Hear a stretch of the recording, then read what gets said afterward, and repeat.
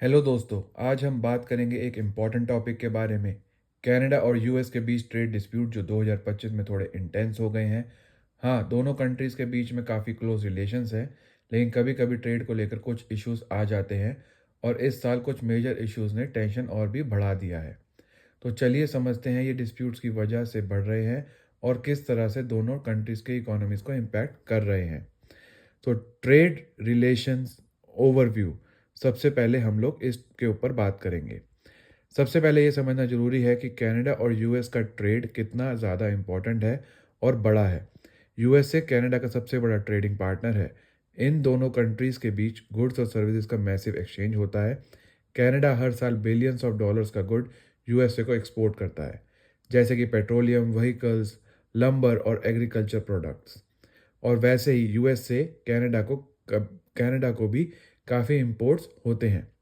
लेकिन जब ट्रेड की बात होती है तो कभी कभी डिसएग्रीमेंट्स हो जाते हैं और 2025 में कुछ इंपॉर्टेंट ट्रेड इश्यूज ने दोनों कंट्रीज के बीच टेंशन को इंक्रीज किया है। अब हम बात करेंगे tariffs on steels and aluminium के ऊपर। एक मेजर इशू था टैरिफ टैक्सेस जो यूएसए ने कनाडा के स्टील और एल्यूमिनियम प्रोडक्ट्स पे लगा दिए थे 2018 के अंदर। यूएसए ने अपनी नेशनल सिक्योरिटी को जस्टिफाई करते हुए कनाडा के स्टील और एल्यूमिनियम पर 25% और 10% टैरिफ इम्पोज कर दिए थे। यूएस का कहना था कि ये इंडस्ट्रीज उनकी तो इकोनॉमी और सिक्योरिटी के लिए क्रूशल हैं और अगर फॉरेन स्टील और एल्यूमिनियम इंपोर्ट होते हैं तो ये उनके लोकल मैन्युफैक्चरर्स को नुकसान पहुंचा सकते हैं। लेकिन जब बाइडेन गवर्नमेंट आई तो उन्होंने उसे हटा दिया था। लेकिन अब ट्रंप गवर्नमेंट ने दोबारा इलेक्ट होके 2025 के शुरुआत में कनाडा के स्टील और एल्यूमिनियम प्रोडक्ट्स पर 25% टैरिफ लगा दिए और एक बार फिर उन्होंने यही बोला है कि ये डिसीजन उन्होंने अपनी लोकल इंडस्ट्रीज को प्रोटेक्ट करने के लिए लिए हैं। कनाडा को ये स्टेप बिल्कुल भी पसंद नहीं आया क्योंकि स्टील और एल्यूमिनियम उनके मेजर एक्सपोर्ट है, जिसके जवाब में कनाडा ने भी यूएस के कुछ प्रोडक्ट्स पे रिटेलिएटरी टैरिफ लगा दिए, जैसे कि केचप, विस्की और मोटरसाइकिल। अब बात करते हैं एक और फेमस ट्रेड डिस्प्यूट के बारे में, सॉफ्टवुड लंबर। कनाडा हर साल काफ़ी ज़्यादा सॉफ्टवुड लंबर यूएसए को एक्सपोर्ट करता है, जो कि उन्होंने कंस्ट्रक्शन और फर्नीचर मैन्युफैक्चरिंग में यूज़ होते हैं। लेकिन यूएसए का कहना है कि कनाडा अपने लंबर इंडस्ट्री को अनफेयर सब्सिडीज़ देता रहा है, जो यूएसए के लिए एक अनफेयर एडवांटेज क्रिएट करता है। यूएसए के अकॉर्डिंग कनाडा अपने लंबर प्रोडक्शन को गवर्नमेंट सब्सिडीज़ दे के सस्ता कर रहा है, इसलिए उन्होंने टैरिफ्स लगा दिए हैं कैनेडियन सॉफ्टवुड लंबर पर। कनाडा का कहना है कि ये टैरिफ अनजस्टिफाइड है और इस डिस्प्यूट का सलूशन अब तक फाइंड नहीं किया गया है। अब हम बात करते हैं अपने फोर्थ पॉइंट की, जो कि है dairy and agriculture products dispute. Dairy products and agriculture को लेकर भी कनाडा और यूएसए के बीच में डिस्प्यूट्स होते रहे हैं। यूएसए ने कुछ साल पहले कनाडा पर कंप्लेन की थी कि कनाडा अपने डेयरी मार्केट को प्रोटेक्ट करने के लिए अपनी डोमेस्टिक पॉलिसीज यूज़ करता है। कनाडा ने हाई टैरिफ लगा रखे हैं फॉरेन डेयरी प्रोडक्ट्स पर, जिसमें मिल्क, चीज़ और बटर शामिल है। यूएसए के फार्मर्स का कहना है कि ये उनके लिए अनफेयर है क्योंकि इससे उनकी डेयरी प्रोडक्ट्स को कनाडा में एंट्री करने में मुश्किल हो जाती है। कनाडा को अपना जस्टिफिकेशन ये है कि ये पॉलिसीज उनके लोकल फार्मर्स को प्रोटेक्ट करने के लिए ज़रूरी हैं।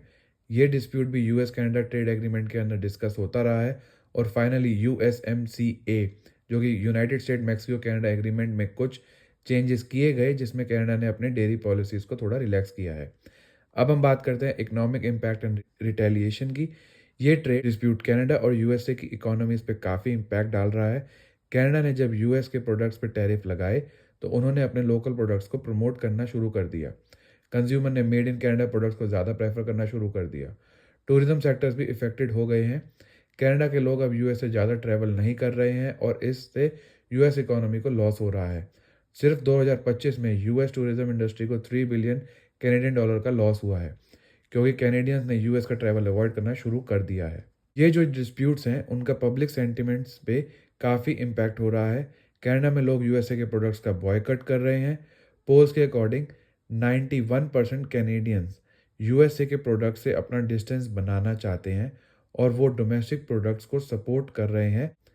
कनाडा के फॉरेन मिनिस्टर मेलेनी जोली ने भी सजेस्ट किया है कि लोग यूएस ट्रैवल अवॉइड करें और उनकी इकोनॉमी को सपोर्ट ना करें।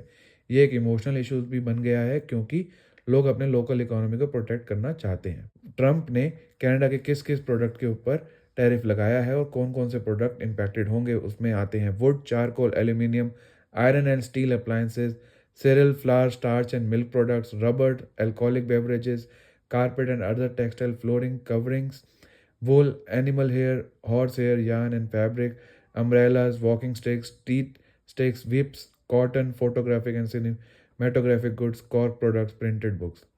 तो ये दोस्तों ये थी एक डिटेल एक्सप्लेनेशन अबाउट कनाडा और यूएसए के बीच ट्रेड डिस्प्यूट जो 2025 में काफ़ी इंटेंस हो गए हैं।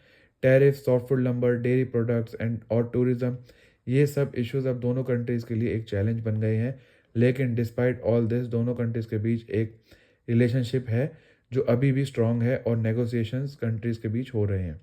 उम्मीद है आपको ये वीडियो पसंद आई होगी। अगर आपको ये टॉपिक समझने में मदद मिली हो तो प्लीज़ लाइक करें, शेयर करें, कमेंट करें। अगर आपने भी अभी तक सब्सक्राइब नहीं किया है तो ज़रूर सब्सक्राइब करें क्योंकि हम ऐसे ही इंटरेस्टिंग टॉपिक पे और वीडियो लाते रहेंगे। मिलते हैं अपने अगले वीडियो में, तब तक के लिए बाय बाय।